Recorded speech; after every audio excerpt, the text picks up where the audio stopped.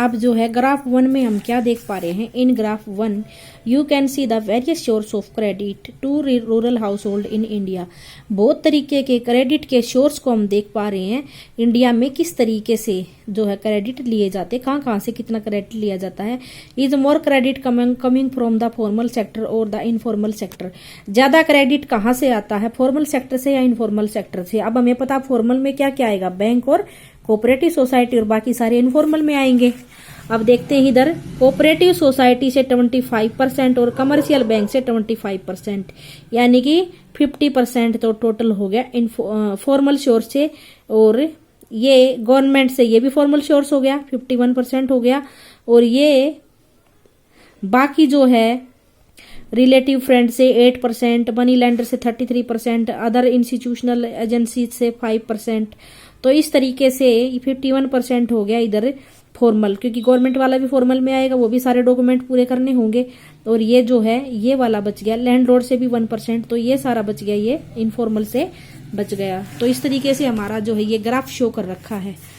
The reserve bank of India, ये बैंकों का बैंक होता है। रिजर्व बैंक इंडिया सबसे बड़ा बैंक हमारे इंडिया का, और यही करेंसी इशू करता है और ये सारे बैंकों पर नजर भी रखता है। अब ये आपके बोर्ड के पेपर में क्वेश्चन भी बन सकता है, रिजर्व बैंक के क्या क्या काम। अब यहाँ पर इसके काम ही बताए गए हैं, ये क्या क्या करेगा।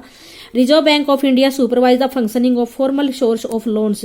रिजर्व बैंक क्या करेगा, reserve bank of India supervise करेगा कि फंक्शनिंग किस तरीके से काम हो रहा है, फॉर्मल सोर्स ऑफ लोन्स के फॉर्मल सोर्स किस तरीके से काम कर रहे हैं, उनको सुपरवाइज करेगा, यानी कि उनकी निगरानी करेगा। जैसे कि बैंकों की निगरानी करेगा, वो किस तरीके से लोन दे रहे हैं। For instance we have seen that the banks maintain a minimum cash balance out of the deposit they receive. और ये भी देखेगा कि बैंक ने जो है मिनिमम कैश बैलेंस मेंटेन किया हुआ है, नहीं किया हुआ है। कैसे, जैसे लोग जमा करते हैं तो 15% अपने पास वो कैश रखेगा, बाकी को ही अपने लिए यूज करेगा बैंक।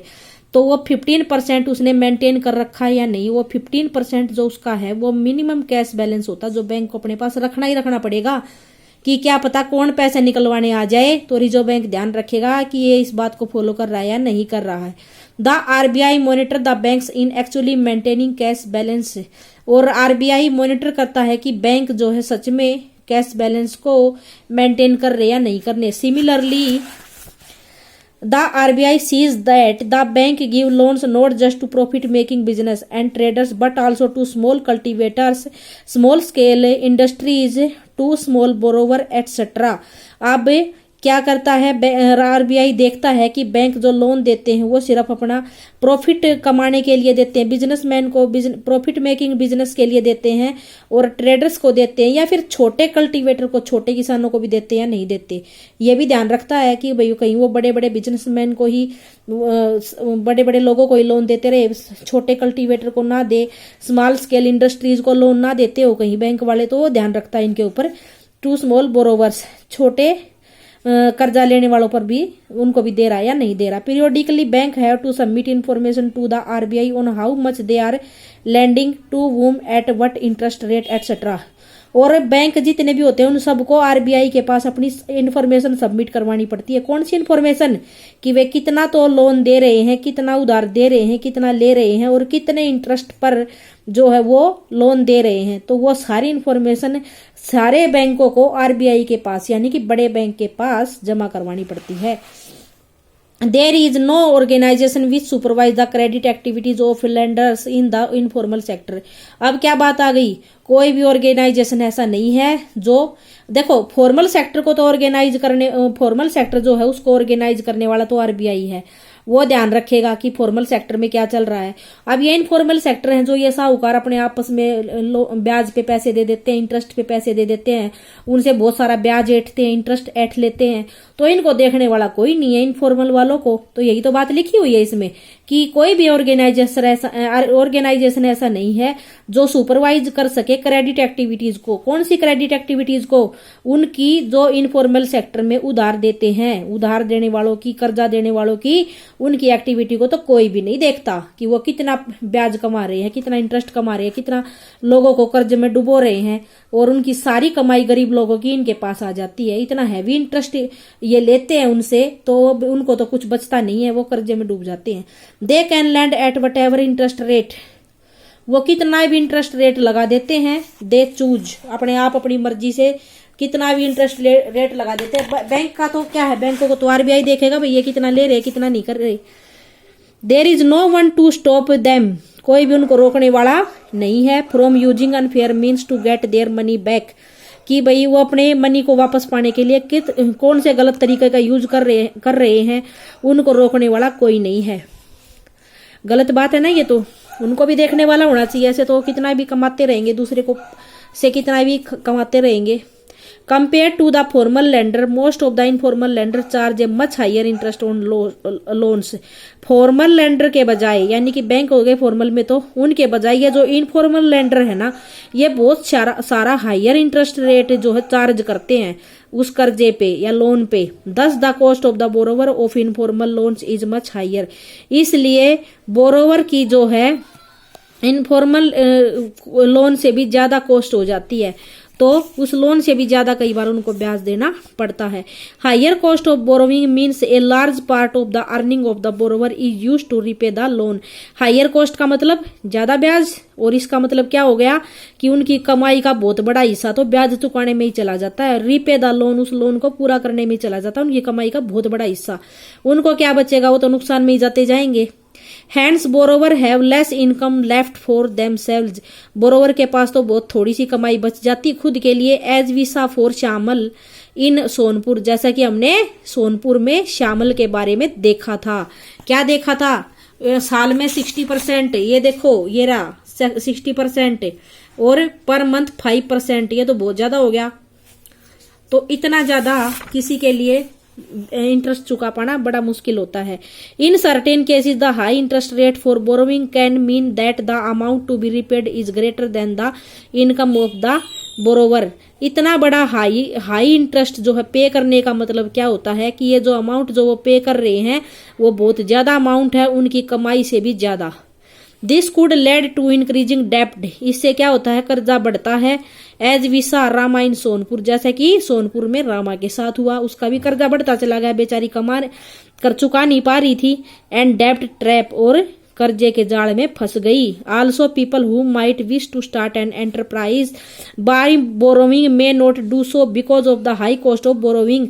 अब जो लोग हैं वो अपना कोई उद्योग यानी कि एंटरप्राइज यानी कि कोई बिजनेस स्टार्ट करना चाहते हैं, छोटा बिजनेस, तो वो उधार भी नहीं ले पाते, यानी कि कर्जा भी नहीं ले पाते। क्यों? क्योंकि उनको ज्यादा हाई कॉस्ट चुकानी पड़ती है, उसकी हाई इंटरेस्ट चुकाना पड़ता है।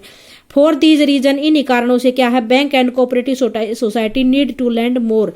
इन्हीं वजह से बैंकों को और कोऑपरेटिव सोसाइटी को ज्यादा लोन देना चाहिए। अब बैंक और कोऑपरेटिव सोसाइटी तो इतना लोन देती नहीं है, और देंगी तो उनके रूल्स रेगुलेशंस बहुत सारे हैं, तो सब लोग उसको पूरा नहीं कर पाते। तो लोग सोचते हैं कि उनके झंझट में फंसने से बचाए अपना काम यहां से चला ले, और इंटरेस्ट ज्यादा देना पड़ेगा। This would lead to higher income and many people could then borrow cheaply for a variety of needs. तो इससे क्या होगा, this would lead to higher income and many people could then borrow cheaply for a variety of need. तो क्या होता है कि लोगों को अगर ये ज्यादा लोन देना स्टार्ट कर दे तो लोगों की इनकम जो है बढ़ जाएगी, और वो अपनी जरूरत की चीजें सस्ती खरीद पाएंगे। दे कुड ग्रो क्रॉप्स, वे अपनी फसलों को उगा पाएंगे, यानी कि बैंक ज्यादा लोन देना स्टार्ट कर दे तो आराम से उगा लेंगे बेचारे, क्योंकि कम ब्याज देना पड़ेगा। और डू बिजनेस, और अपना बिजनेस कर पाएंगे। सेटअप स्मॉल स्केल इंडस्ट्री, छोटी बहुत अपनी छोटे पैमाने पर अपनी इंडस्ट्रीज को लगा पाएंगे। They could setup new industry और ट्रेड इन गुड्स, और वो बेचारे क्या कर पाएंगे, अपनी नई इंडस्ट्रीज खोल पाएंगे और अपना जो है सामान का व्यापार भी कर पाएंगे। तो अगर ऐसा हमारे बैंक प्रोवाइड करवाने लगे तो, सभी को प्रोवाइड करवाने लगे तो। Cheap and affordable credit is crucial for the country's development. हमारे देश के विकास के लिए सस्ता और सुविधाजनक कर्जा एक बहुत जरूरी चीज हो गई है, और ये दे देना चाहिए बैंकों को। अब formal and informal credit who gets what, formal और इनफॉर्मल क्रेडिट में कौन क्या प्राप्त करता है। अब ग्राफ 2 में देखेंगे, shows the importance of formal and informal sources of credit for people in urban area. Graph 2 में क्या दिखाता है कि फॉर्मल और इनफॉर्मल सोर्सेज की इंपॉर्टेंस को दिखाता है कि क्रेडिट जो है अर्बन एरिया में लोग कैसे कर्जा लेते हैं। The people are divided into 4 group, 4 group में पीपल डिवाइड हैं, जैसे कि 1 2 3 4 ग्रुप में पीपल डिवाइड हैं।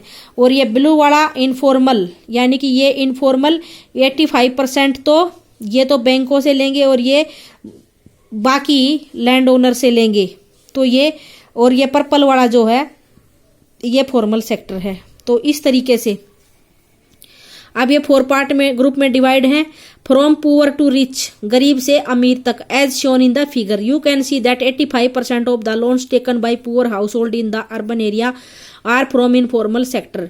अब क्या है, देखो poor people, poor household 85% तो इनफॉर्मल से लोन ले लेंगे, यानी कि ज्यादा इंटरेस्ट पे, और 15% अमीर लोग हैं, वो 15% गरीब हैं जो वो बेचारे वो बैंकों से ले पाते हैं, बाकी के नहीं ले पाते। क्यों?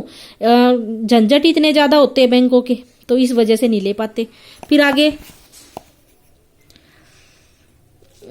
यहां पर आ गए थे, compare with this the rich urban house hold. अब इसको रिच अर्बन हाउस होल्ड से कंपेयर करते हैं। अब ये रिच अर्बन हाउस होल्ड है, यहां पर 90% तो बैंकों से लेते हैं, यानी कि रिच लोगों को बैंक ज्यादा लोन देता है, और यहाँ पर ये 10% रिच जो हैं ये लैंड ओनर से लेते हैं, यानी कि बैंक भी अमीरों को ज्यादा लोन देता है। यहाँ 90% को दे रहा है और यहाँ 15% को दे रहा है ओनली।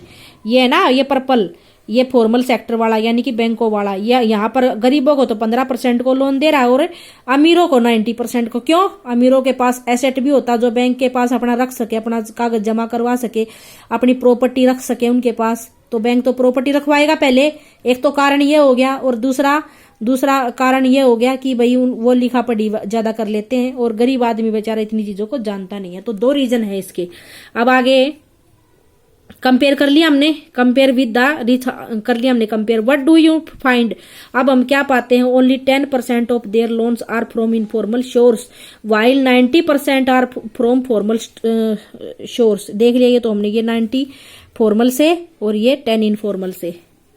अब आगे, a similar pattern is also found in rural areas. एक बिल्कुल ऐसा ही पैटर्न जो है रूरल एरिया में है। The rich household are availing cheap credit. सस्ता लोन तो सस्ता कर्जा तो मिलता है रिच लोगों को फॉर्मल लेंडर से, और whereas the poor household have to pay the large amount for borrowing. और गरीबों को ज्यादा अमाउंट पे करना पड़ता है कर्जा लेने के लिए। ये तो है ही, यही बात तो हो रही है कि गरीब ज्यादा बैंक से ले नहीं पाते, तो उनको बाहर से लेना पड़ेगा, और बाहर से तो फिर पैसा ज्यादा लगेगा, इंटरेस्ट ज्यादा लगेगा। What does all this suggest? ये समय क्या सजेस्ट करता है?